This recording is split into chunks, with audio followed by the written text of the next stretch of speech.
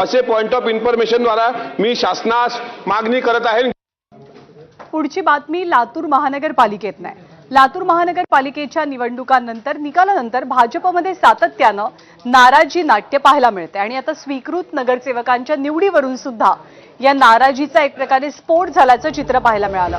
स्वीकृत नगरसेवकाच्या मुद्द्यावरनं एका पदाधिकाऱ्यानं आत्मदहनाचा प्रयत्न केल्याची धक्कादायक घटना घडली। संजय गिर असं त्यांचं नाव आहे। स्वीकृत नगरसेवक पदासाठी काल प्रदेश पातळीवरनं एका नावाची घोषणा सोशल मीडियावरनं झाली, मात्र आज अचानक नाव रद्द करण्यात आल्याची माहिती गिर यांना मिळाली।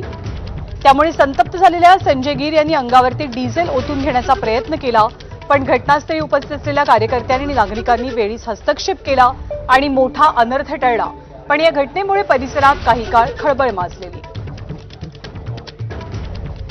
अचानक आज फॉर्म भरचे अवघे अर्धा तास शिल्लक असताना माननीय अध्यक्षांचा निरोप आला की तुम्ही थोडंसं थांबलं पाहिजे।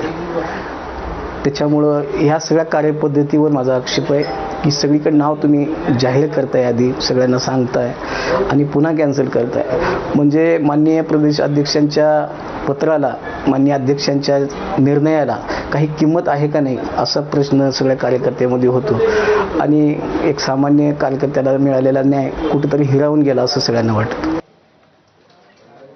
आणि यानंतर बातमी गायरान जमिनी संदर्भातली आहे। महापालिका क्षेत्रातलं गायरान जमिनीवरचं आरक्षण हटवण्यासंदर्भातले